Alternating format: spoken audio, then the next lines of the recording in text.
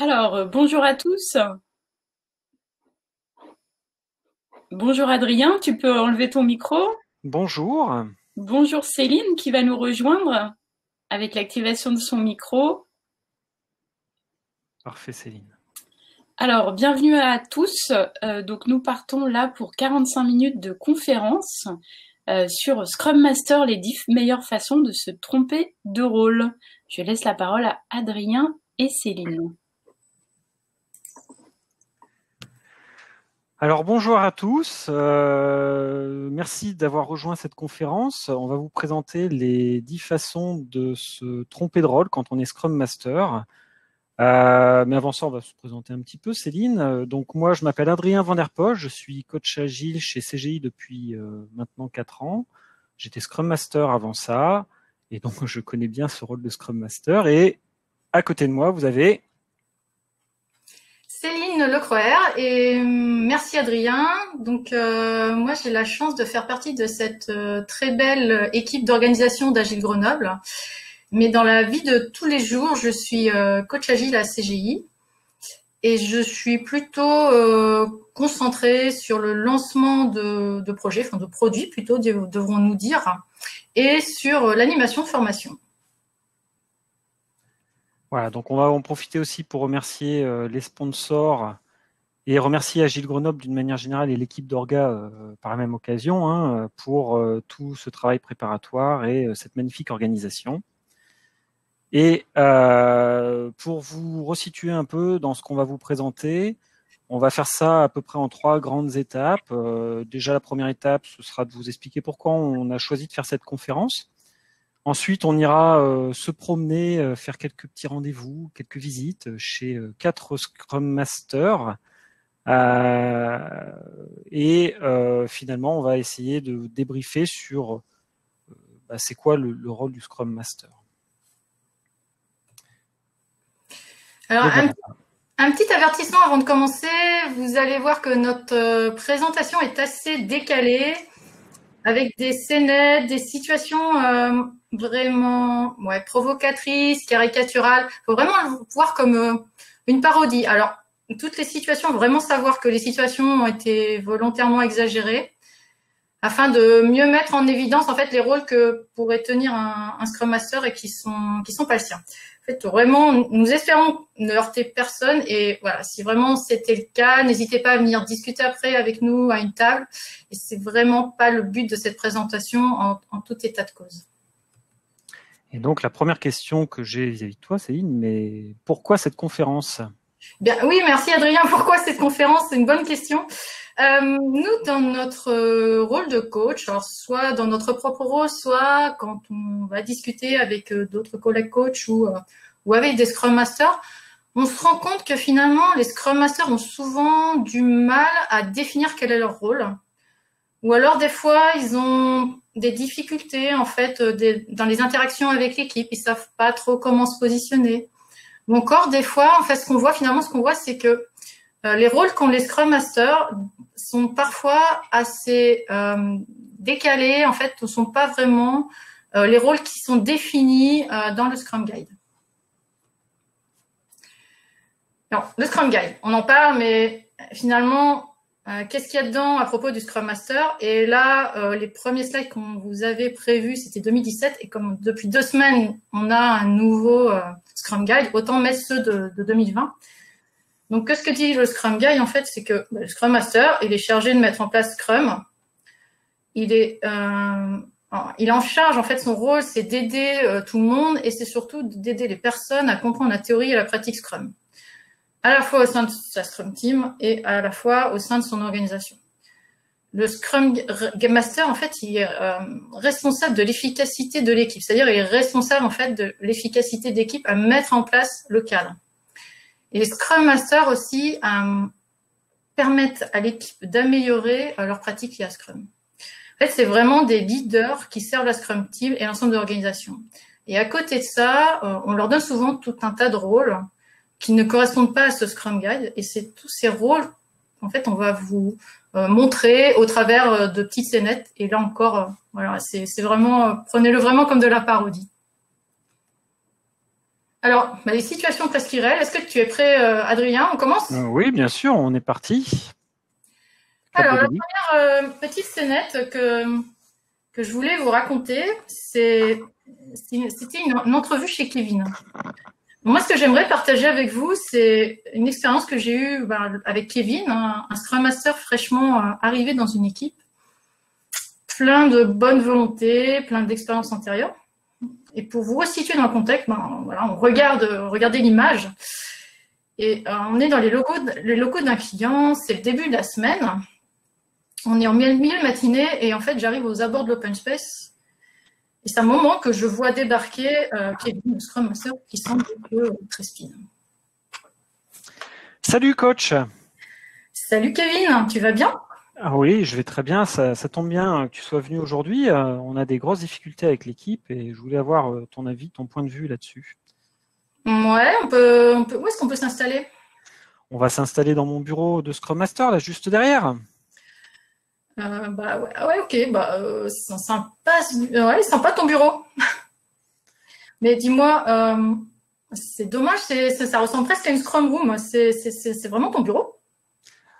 Oui, c'est mon bureau. Hein. L'équipe, elle n'a pas le droit de venir. Enfin, elle y vient que quand je la laisse venir, quoi. Hein. Que quand je suis pas là. Mais c'est mon bureau. Je m'installe là et puis je suis tout seul dans mon bureau. Ouais. D'accord, mais tu fais quoi comme tâche dans ce bureau? Ça te sert à quoi en fait? Alors, j'ai plein de tâches à faire, des tâches qui sont indispensables pour moi en tant que Scrum Master. Tu comprends. Je dois mettre à jour des plannings ultra détaillés et de manière quotidienne, faire des rapports d'avancement, des rapports financiers. Enfin, j'ai des coups de fil à passer aux commanditaires, aux sponsors, enfin à toutes sortes de personnes. Et j'ai vraiment pas envie d'être dérangé. C'est pour ça que je me suis installé là. Hein. Mais ça, ouais, ok. Enfin, j'ai du mal à voir en fait comment ça sert le produit et l'équipe, tout ça. Tu peux m'en dire plus? C'est simple. Si j'arrive pas, le truc est logique, Céline. Si j'arrive pas à faire un planning ultra détaillé, j'aurai pas un suivi financier ultra détaillé. Et si j'ai pas le suivi financier ultra détaillé, j'ai du mal à me projeter et à donner de la visibilité à la fois au product owner, mais aussi à tous les membres du copil et puis dont le sponsor fait partie. Donc ça me mettrait un peu en difficulté. Je pense on va en discuter, je pense, un petit peu plus tard, d'accord? D'accord, on regarde ça après. Ouais.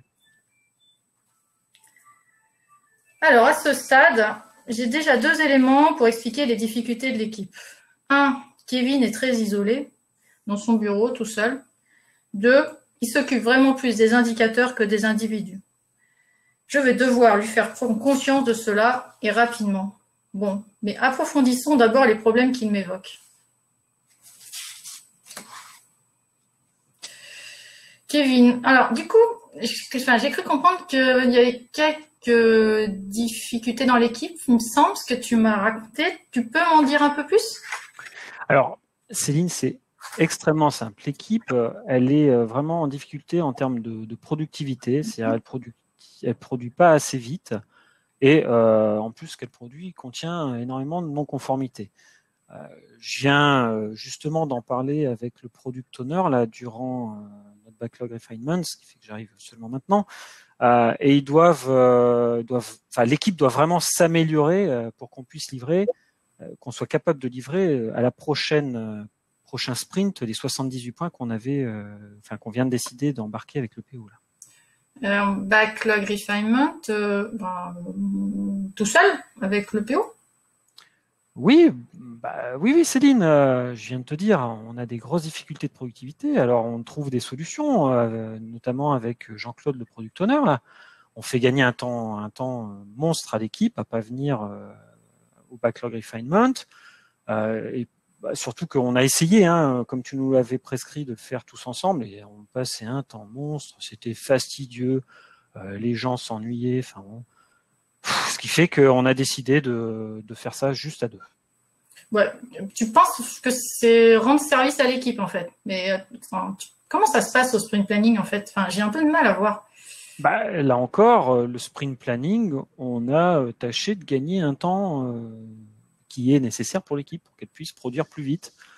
avoir plus de temps de production. Donc, on prépare le sprint planning. C'est ce que je viens de faire avec justement notre ami Jean-Claude, le product owner. Par exemple, le prochain sprint, on sait qu'on va déjà prendre 10 user stories, les 10 plus prioritaires. Hein. Je te les montrerai tout à l'heure. Et ça fait 78 points. Donc, ça permet et d'ailleurs, un des gros avantages de faire ça de manière plus efficace, juste le PO et moi, c'est que le product owner, il est capable, dès aujourd'hui, sachant que on n'est pas prêt de commencer le prochain sprint, mais il peut dès aujourd'hui communiquer auprès de ses utilisateurs sur les prochaines fonctionnalités qu'ils vont avoir à la fin, pas de ce sprint, mais de celui d'après. D'accord. Putain, mais je suis un peu. Tu peux me raconter un peu plus parce que là, je crois que les bras m'en tombent en fait. Les bras m'en tombent aussi, Céline. Tu te rends compte que le temps qu'on a gagné grâce à cette petite organisation et au fait de réduire un petit peu les effectifs lors de ces meetings qui étaient fastidieux, ça nous permet simplement d'éponger tous les bugs qui sont générés par notre équipe et plus particulièrement par Bernard, notre développeur là. Va falloir que je lui en parle sérieusement à ce Bernard. D'ailleurs, je vais juste après là, je vais le prendre, je vais le convoquer là dans mon bureau pour qu'on puisse en parler sérieusement parce que tu te rends compte. Enfin, je sais pas si t'imagines la dernière livraison qu'on a fait là, qu'on vient de livrer au dernier sprint. Il y avait encore un bug bloquant. Tout le monde personne pouvait se connecter à l'appli. C'était vraiment une catastrophe. Moi, on m'a appelé. Il était 6 heures du soir. Il a fallu que je te passe un peu les détails, mais c'était catastrophique. Imagine-toi qu'on a fait une petite enquête avec Jean-Claude, le product owner, et on a réussi, après une petite enquête, on a réussi à savoir que c'était encore ce fameux Bernard qui n'avait pas encore bien fait son boulot. Sacré Bernard. Tiens. On va en parler. Les bras m'en tombent. Alors, l'équipe non seulement ne s'engage pas personnellement sur le contenu à réaliser, mais en plus, elle découvre au besoin le premier jour du sprint. Ils ne peuvent certainement pas challenger le besoin ni le comprendre. Pas étonnant, donc, qu'il y ait des défauts de réalisation et que la productivité soit mauvaise. Pour couronner le tout, visiblement, le Scrum Master cherche des coupables, ce fameux Bernard, le pauvre. La bonne ambiance que ça doit mettre dans son équipe. Oula Céline, regarde l'heure, il va falloir que j'y aille là parce qu'il est déjà 11h et on attend pour démarrer le Daily Scrum. On y va. Salut tout le monde. Désolé pour mon retard, j'étais en réunion avec Jean-Claude. Maintenant que je suis là, on va pouvoir démarrer le Daily Scrum. Tout le monde est attentif. Posez vos souris, on peut y aller. Allez, c'est parti. Je lance le chrono. Et avant de vous laisser parler, j'ai des choses à dire, des choses de la plus haute importance. Et en off, au bout de 15 minutes, le daily est fini, mais personne de l'équipe n'a pu s'exprimer. Personne. Enfin, pas tout à fait. Le Scrum Master, lui, a pu vider son sac. Et au passage, vous remarquerez que l'équipe, très disciplinée, a attendu qu'il soit là et s'est interrompue à l'heure qu'il avait choisie. C'est l'époque actuelle du tout on-demand. Il devient urgent pour cette équipe d'organiser une rétrospective sur les rôles et le respect des principes du manifeste agile. Alors, ce que je te propose, Céline, c'est de redevenir un petit peu sérieux là sur cette. Oui, Adrien, quand même, un peu de sérieux dans cette. Sérieux.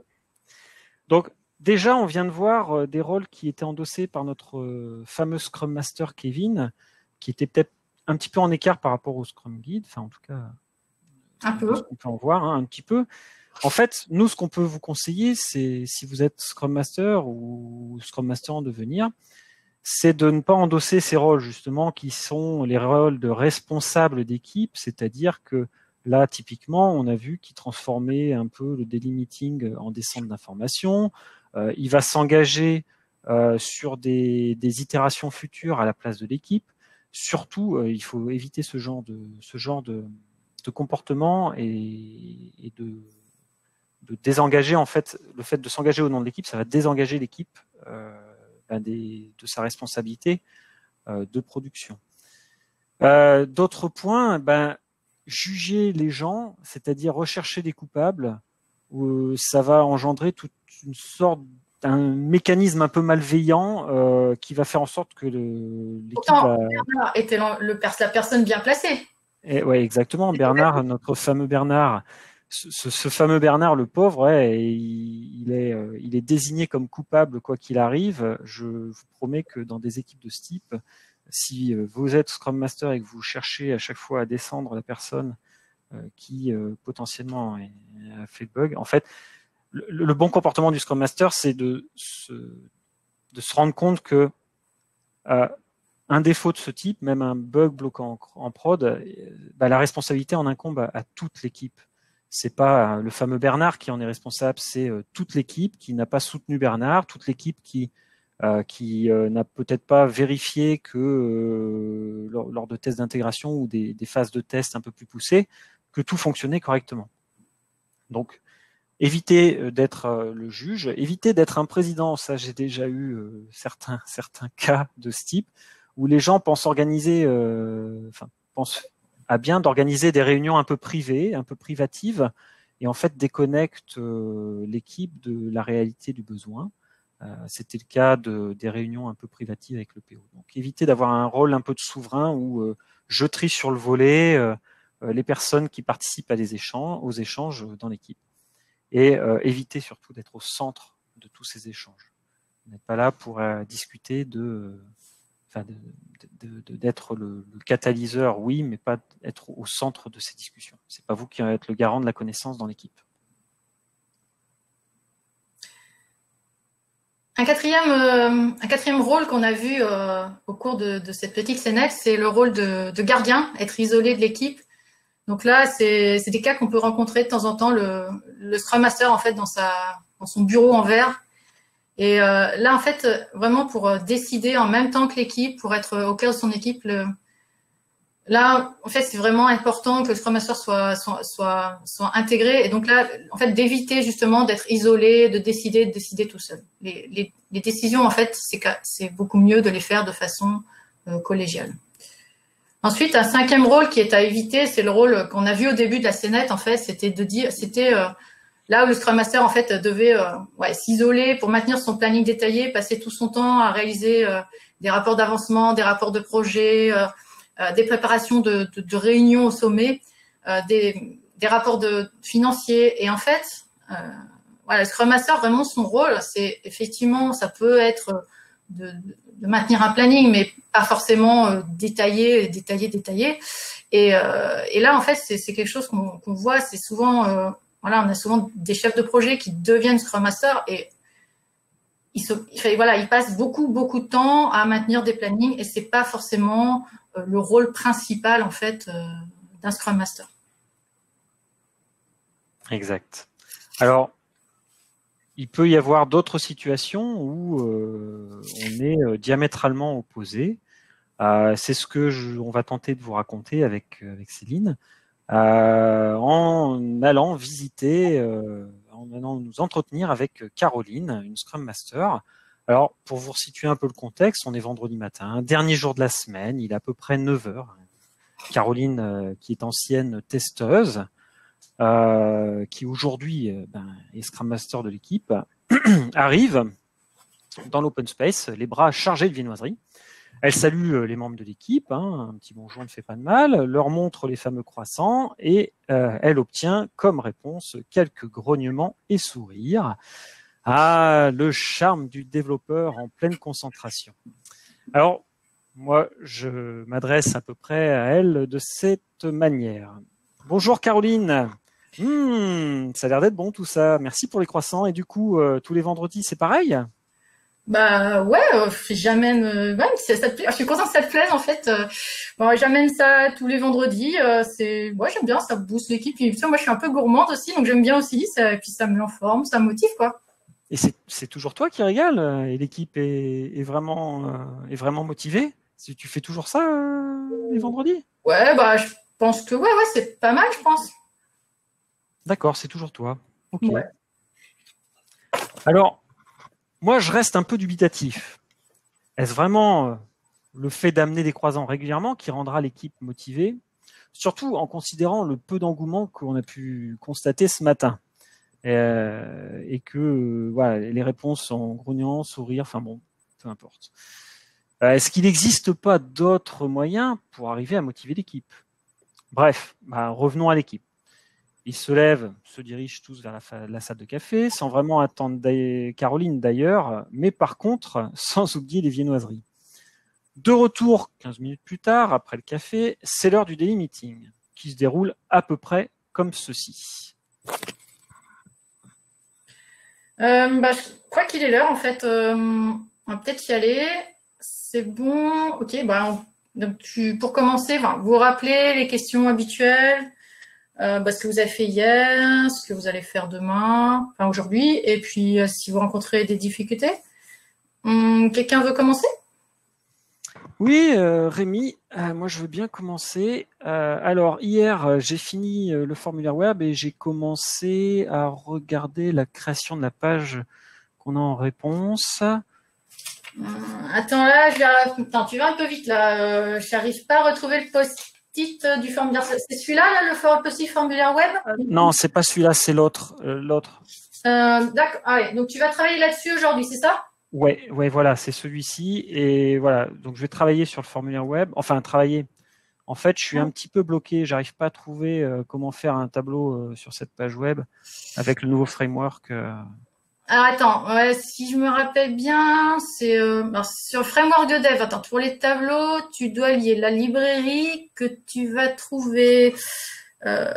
Sur le disque réseau Z dans le répertoire. Attends, de mémoire, Lyon, Shared, AMTP, tableau, librairie. Donc tu prends cette librairie. D'ailleurs, je pense que tu devrais prendre aussi les autres. Enfin, pour moi, de mémoire, je crois qu'il faut que tu fasses ça. Ça sera utile pour les autres. Ok. Bon, je vais essayer ce que tu me dis. Merci. Bon, ok. Qui passe après? Et les autres membres de l'équipe se succèdent. Caroline, obnubilée par le temps et dans le souci de rendre service aux développeurs, continue de répondre rapidement, de proposer toutes sortes de solutions et tout de suite. Moi, ça me laisse interrogatif. En fait, elle est pas développeuse à l'origine. Est-ce qu'elle est certaine d'avoir bien compris la difficulté qui a été remontée par ces développeurs? Est-ce vraiment la personne la mieux adaptée pour répondre aux problèmes rencontrés par eux? Est-ce que tout simplement ce serait pas aux membres de l'équipe de proposer spontanément leur aide quand un de leurs pairs est en difficulté? Alors toutes ces questions, je vais lui poser après. Mais revenons sur l'horloge. Le temps tourne. À force de répondre aux problèmes durant les meetings, Caroline fait accélérer le rythme pour tenir ces 15 minutes qu'elle s'était donné comme objectif. Bon, elle y arrive, toutefois au prix de gros efforts et de raccourcis. Et à la fin du daily, on se retrouve un peu en aparté pour discuter.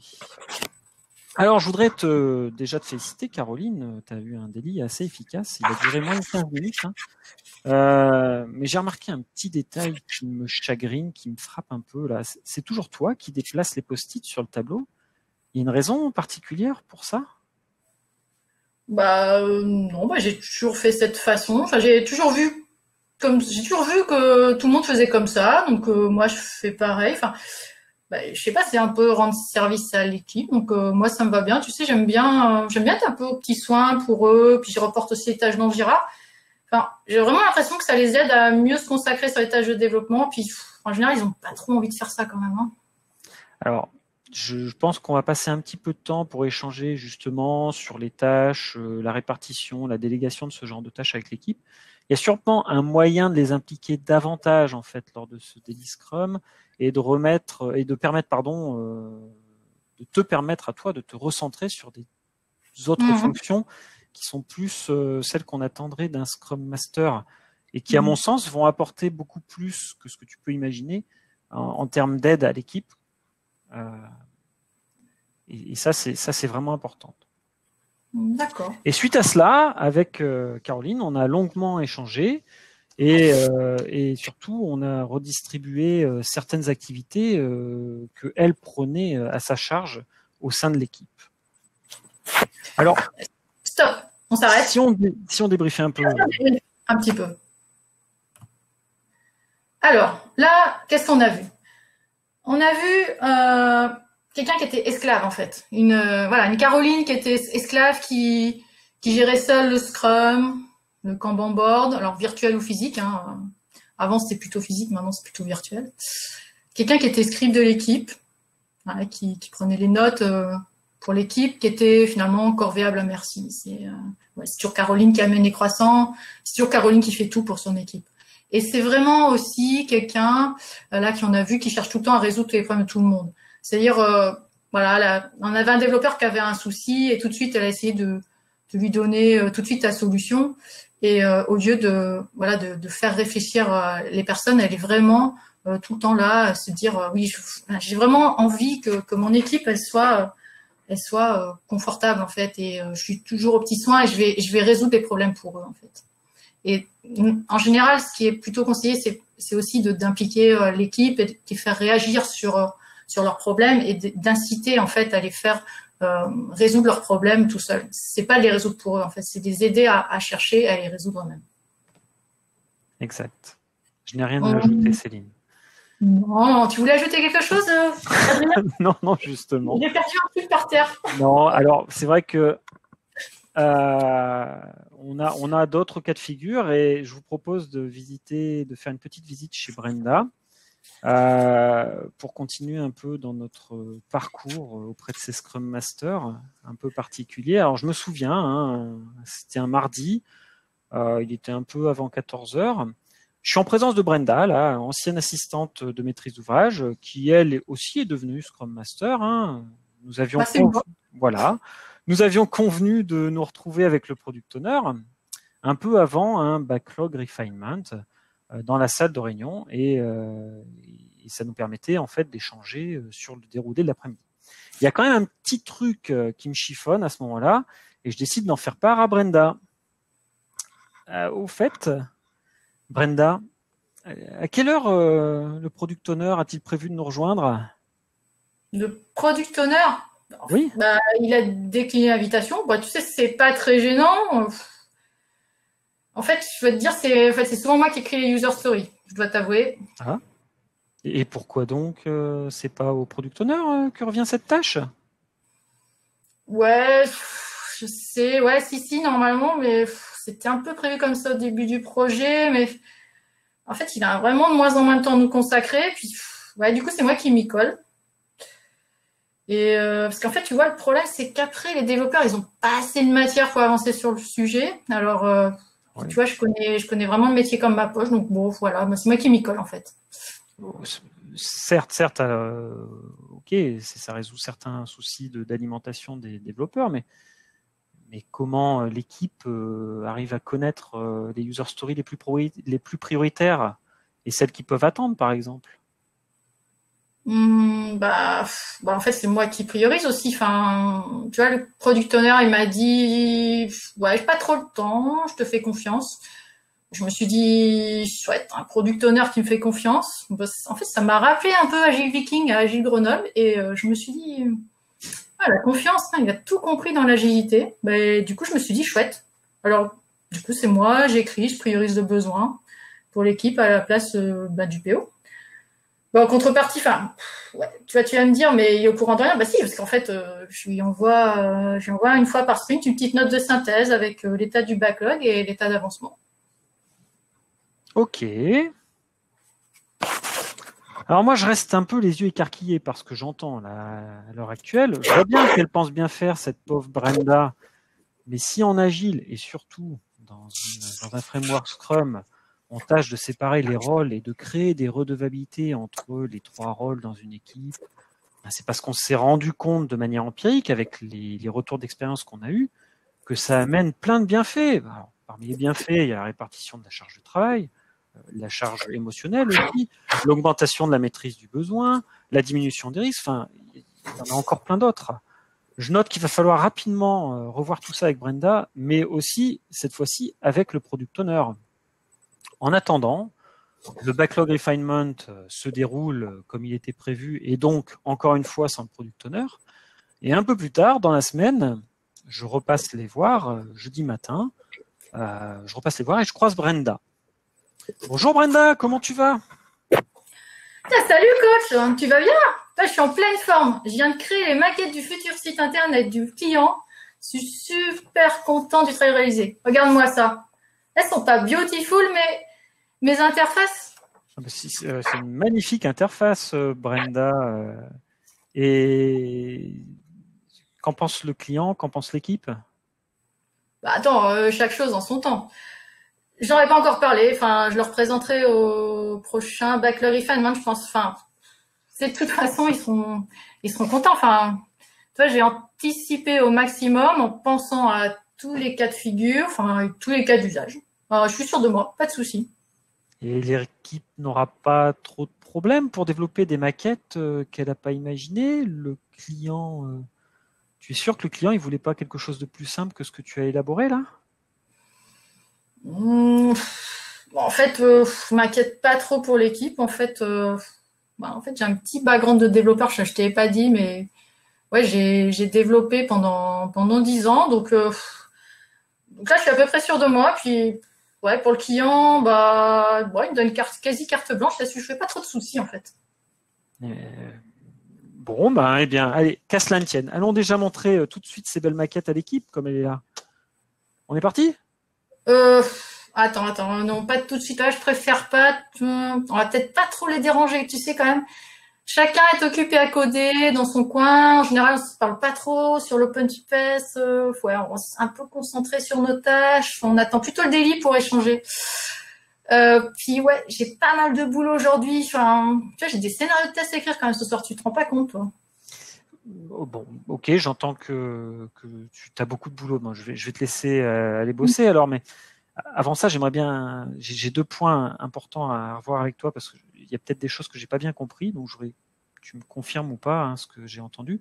Donc, avec l'équipe, vous parlez assez peu, vous échangez uniquement lors des cérémonies et des daily Scrum. Enlève-moi d'un doute d'ailleurs, durant ces cérémonies, vos échanges se font pas par mail, j'espère.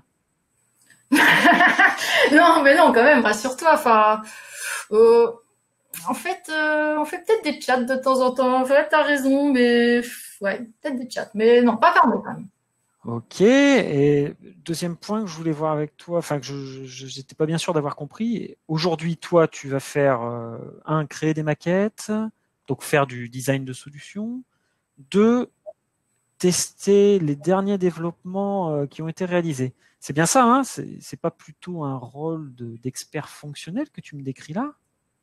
Ouais, peut-être. Enfin, c'est vraiment pour aider l'équipe. Hein. Enfin, tu vois, ils sont pas vraiment adeptes de ce genre de tâches. Du coup, c'est moi qui m'en occupe. Mais bon, je dois vraiment te laisser. On se voit plus tard. Couche. Ok, ça marche. Je te colle un rendez-vous. On se voit plus tard. Et donc, je la salue et je décide de pas trop la retarder hein, dans ses activités. Je commence un petit peu à réfléchir quand même au prochain atelier que je vais animer avec l'équipe, y compris le PO, hein, j'insiste. L'objectif sera certainement de travailler sur les rôles, encore une fois, et les redevabilités de chacun. Et surtout, il va falloir qu'on complète tout ça d'un travail sur ce qu'est réellement une équipe qui communique, qui a des moments d'échange en dehors des cérémonies et qui puisse travailler en collaboration et en coopération. Voilà pour Brenda. Est-ce que on a des choses à dire sur Brenda? Est-ce que vous avez reconnu Brenda? On a des choses à dire. Du coup, Brenda, ce qu'on voit, c'est que dans le PO, du coup, il fait pas grand. Enfin, si, il a plein de choses à faire, mais pas avec l'équipe en fait. Pour répondre à Myriam. Et Brenda, là, elle joue vraiment le rôle de responsable fonctionnel. Ça peut arriver dans certaines équipes en fait où l'équipe ils sont pas nombreux et le Scrum Master, peut s'ennuyer un petit peu et du coup, il joue le rôle de responsable fonctionnel. Donc, c'est-à-dire, il va déterminer le besoin à la place du PO, il va prioriser le besoin. Et là, il se retrouve un peu entre le marteau et l'enclume parce que, en fait, en tant que PO, il va se dire, ouais, j'aimerais bien que mon produit soit fait le plus rapidement possible. Et en tant que Scrum Master, il aimerait bien protéger son équipe et protéger le cadre. Et du coup, dans ce cas-là, c'est assez dangereux parce que Scrum Master, il se retrouve vraiment complètement écartelé entre son rôle qui va protéger l'équipe et son rôle, en fait, qui va faire en sorte que le produit soit développé le plus rapidement possible. Donc, c'est assez dangereux, en fait, ce rôle numéro 8. Hein. Et le rôle numéro 9, qui est consultant fonctionnel, C'est faire le design fonctionnel du produit, réaliser des tests utilisateurs, valider fonctionnellement le produit. Donc ça encore, c'est pas un rôle de Scrum Master tel qu'on peut le voir dans le Scrum Guide. Adrien, je vois qu'on en est à 35 minutes de présentation. Ouais. On se fait un petit expert technique rapidement. On se fait un petit dernier avec Bob. Et Bob, c'est toi qui lance le truc, Céline. Allez, Bob. Une équipe qui travaille depuis 6 mois sur un produit m'appelle pour venir animer une rétrospective. Je décide de m'inviter à la revue de sprint qui précède cette rétrospective, sprint review. Tout semble bien se passer pour cette équipe. Sincèrement, les utilisateurs semblent très satisfaits. On a même eu droit aux applaudissements. L'équipe est ravie. La revue de sprint se termine et on donne 10 minutes de pause avant de démarrer la rétro. Tout commence lorsqu'on revient de pause. C'est bon? Tout le monde est revenu? Alors non, il manque Bob, le Scrum Master, justement. Il n'était pas avec vous? Bob, il a eu un problème, il ne pourra pas venir? Non, il n'a pas de souci. Je pense qu'il va arriver. Il doit juste être en train de livrer les fonctionnalités en pré-prod, comme c'est d'usage. C'est votre Scrum Master qui prépare et effectue les releases de produits, en fait, c'est ça? Oui, c'est lui qui le fait, ouais. C'est à ce moment-là que le Scrum Master rentre dans la salle en nage. Justement, t'attendais. Ça va, Bob? Tu as l'air complètement épuisé. Ouais, ça va, j'ai couru pour pas être en retard. En effet, je suis complètement épuisé là. Ok, calme-toi, respire un coup, bois un coup. Un petit verre d'eau peut-être? Un petit verre d'eau. Respire fort. Ouais, je respire un grand coup. Bon, allez, on reprend. Ça va mieux là. Ouais. Ok. Donc, t'es épuisé. Ouais. On peut peut-être approfondir. Alors, cette itération n'a pas été de tout repos pour moi. Hein. J'étais à l'instant en train de livrer la release en pré-prod.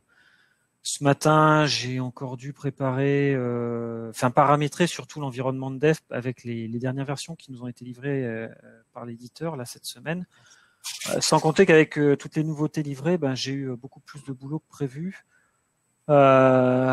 sur les revues de code. Ok. On continue le tour de table. Et on a continué le tour d'inclusion. Et c'est là que j'ai compris avec stupéfaction que notre Scrum Master était le seul à être exténué.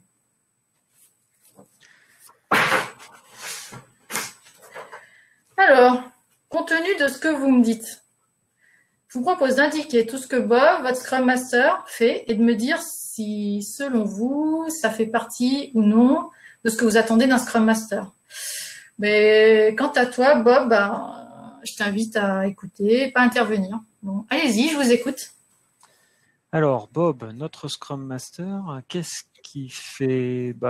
Déjà, il livre en pré-prod, ça c'est certain. Et d'après vous, ça fait partie de ses attributions de Scrum Master? Non, je pense pas qu'un Scrum Master doive faire ça. Ok, quoi d'autre? Je pense à un truc, là, il maintient les environnements, et ça, je pense pas non plus que ce soit des prérogatives du Scrum Master. Il participe beaucoup à nos études techniques aussi, nos conceptions. Il nous aide à trouver le meilleur design de solutions parfois. Ça... Bon, en gros, vous consultez comme vous le feriez avec un autre développeur ou un expert.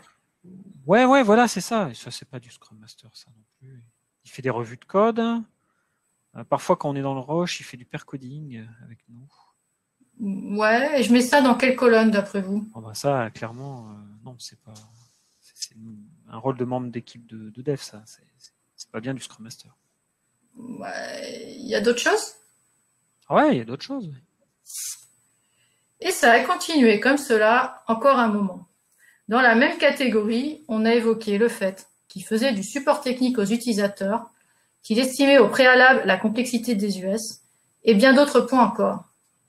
Jusqu'à ce qu'enfin, un membre de l'équipe dise clairement.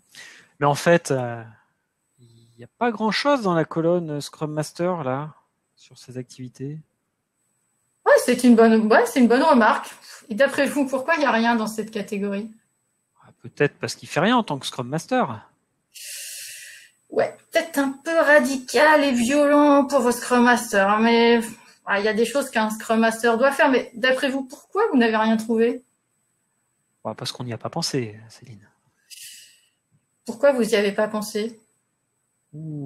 Pourquoi on n'y a pas pensé? Ça devient un peu plus compliqué. Laisse-moi réfléchir, c'est peut-être parce qu'on le voit moins comme un Scrum Master que comme notre champion de la technique, comme il a toujours été. Mais pourquoi vous le voyez comme champion de la technique? Pourquoi, Céline, tu nous en poses des questions là? Je vais dire un truc, mais je suis pas sûr. Hein. C'est peut-être parce qu'il est plus dans le rôle du champion que dans celui du Scrum Master, non? Et là, l'équipe avait vu juste. Et Bob, le Scrum Master, n'a rien contredit. Lui aussi a compris qu'il n'avait pas endossé le bon rôle.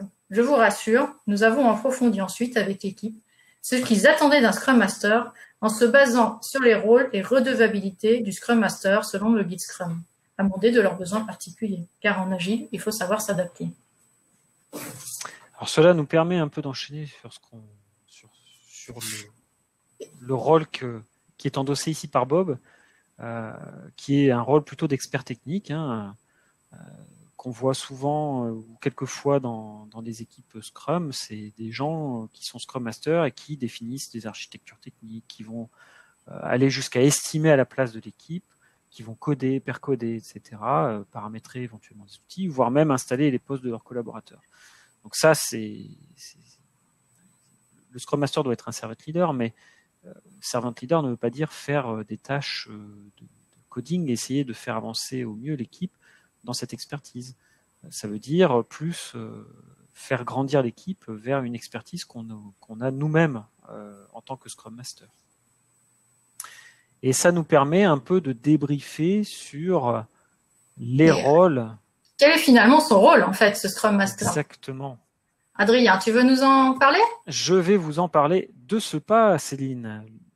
Le Scrum Master, en quelque sorte, il doit être là pour guider l'équipe, pour promouvoir et supporter Scrum réellement.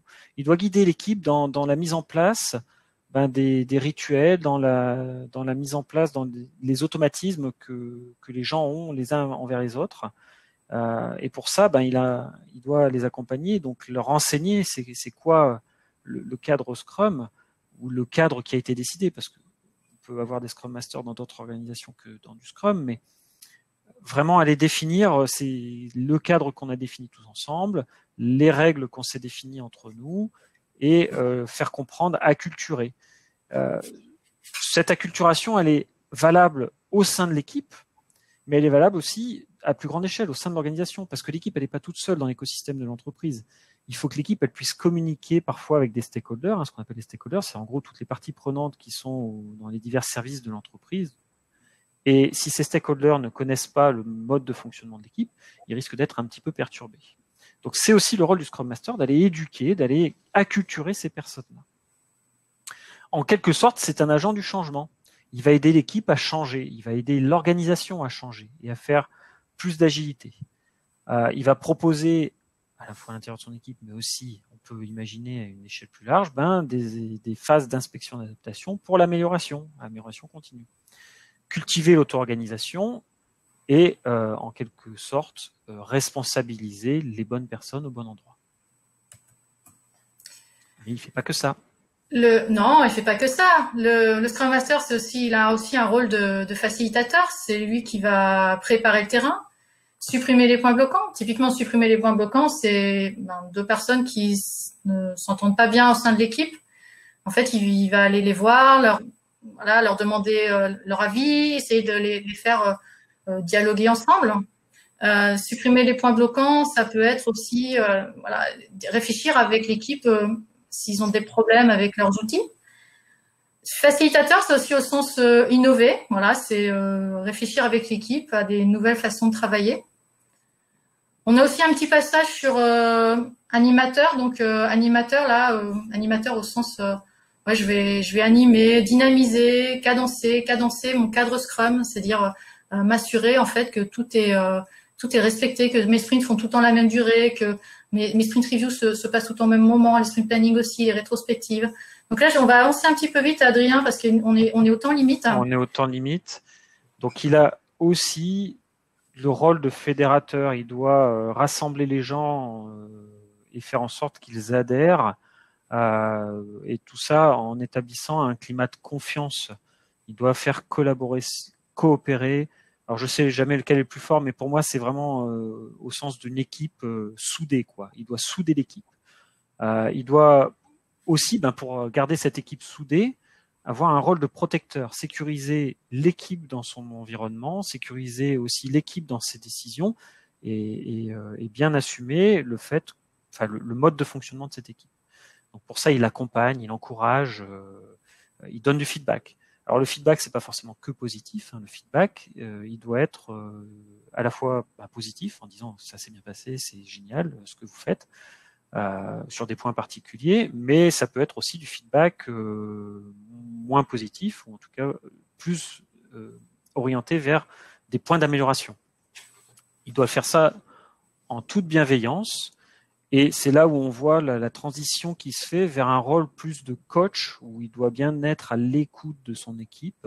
Il doit, plus que trouver des solutions pour son équipe, trouver des questionnements qui vont faire réagir l'équipe. Prendre et faire prendre du recul, c'est là où il apporte toute sa valeur. Et tout ça, il doit le faire en restant bienveillant encore une fois et surtout neutre vis-à-vis des membres de son équipe. Un peu tous les rôles que peut endosser, que devrait avoir un Scrum Master. Donc, on les a mis dans un slide un peu résumé. Donc, ouais, pour résumer, donc les rôles, les 10, on vous appelle 10 rôles, donc responsable d'équipe, juge, président, gardien, pilote de projet, esclave, docteur, responsable fonctionnel, consultant fonctionnel, expert technique. Ça, c'est les 10 rôles, en fait, qu'on a passé en revue et qui sont à éviter chez le Scrum Master. Et à l'inverse, en fait, les rôles qui sont plutôt à préconiser, à avoir, c'est plutôt des rôles de guide, professeur, agent du changement, facilitateur, animateur, fédérateur, protecteur, coach. Mais on vous enverra les slides, en fait. On mettra à disposition ensuite les slides et vous pourrez récupérer tous ces documents. Nous, on en a fini avec cette présentation. On a été un peu long. On a tellement adoré les personnages de South Park qu'on s'est mis au milieu de la neige. On s'est cru à Grenoble et avec nos personnages sur la présentation. Un grand merci à South Park, donc les personnages. Un grand merci à Homesplash. Nos sponsors, nos animateurs Élise et Luc, merci de nous avoir laissé 3 minutes de plus. Un petit rôti, vous pouvez faire un QR code avec le lien si peut-être Élise ou Luc, vous pouvez mettre dans le chat. C'est Céline, tu peux prendre encore 3 minutes de plus pour répondre. Merci Élise, et puis on peut prendre quelques minutes. Alors il y a eu, parce que c'est important, je voulais qu'on prenne un petit temps pour ça, il y a eu une question Karsuka de vote qui ressort un peu du lot. Du coup, dans tous vos rôles et changements de casquette, les personnes ont besoin de se retrouver sur pouvez-vous détailler les tâches sur lesquelles finalement doit se concentrer un Scrum Master? Les tâches, le Scrum Master, il doit se concentrer, à mon sens, plus.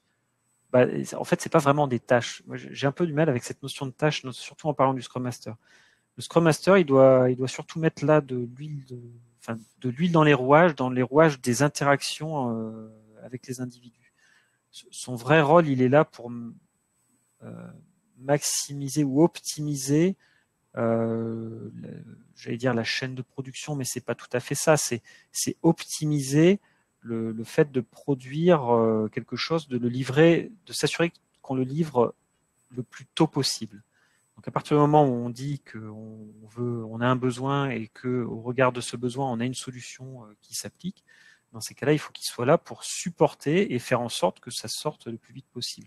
Et ça, il le fait en s'assurant pas que les plateformes, etc., tout l'aspect technique ou l'aspect fonctionnel soit bon, mais plutôt en s'assurant de la seule chose que personne ne va s'assurer d'ailleurs, c'est que les interactions entre les gens soient les plus optimales possibles.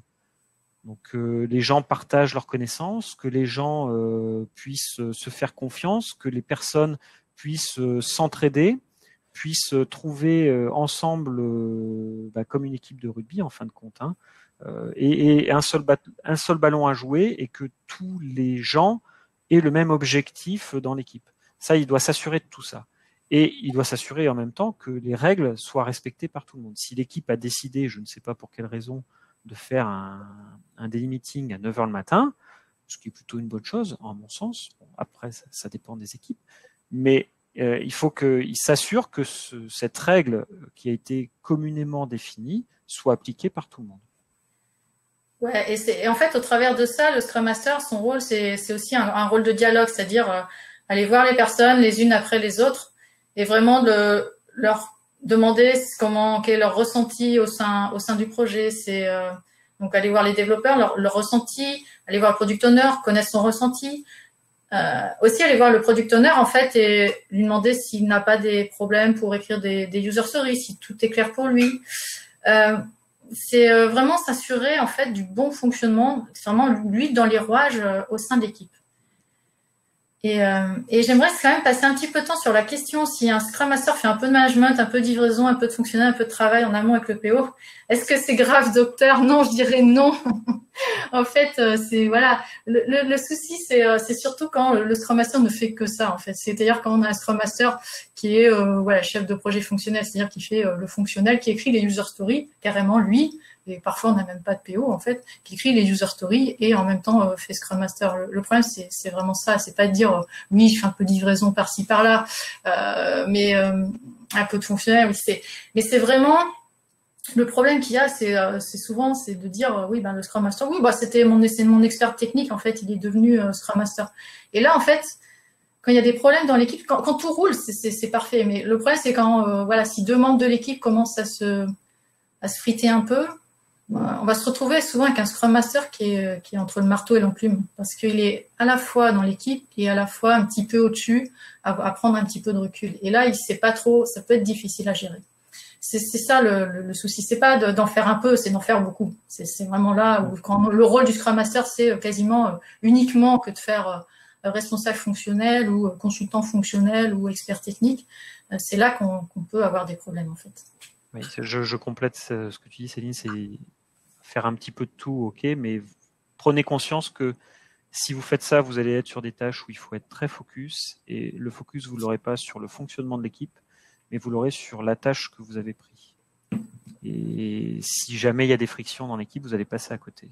Et vous vous rendrez compte des frictions un peu tard, ou un peu trop tard parfois, quand les choses vont éclater, ou en rétrospective quand on fera le bilan avec l'équipe et où les gens vont commencer à vider leur sac, à cracher leur valda, et où vous allez un peu tomber des nues, vous en tant que Scrum Master, parce que vous dites, mais merde, il s'est passé ça dans mon équipe et moi j'ai rien vu.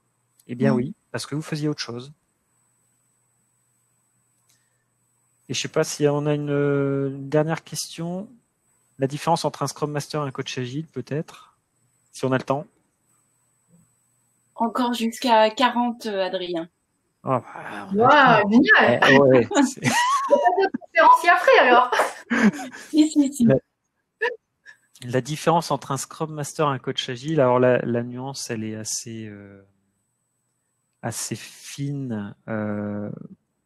Je sais pas, il y a un grand débat. Je sais que dans la communauté agile, on dit que le Scrum Master, quand il commence à prendre du recul sur son équipe, à prendre un peu plus d'envol dans l'organisation de l'entreprise, on peut le considérer comme étant coach agile.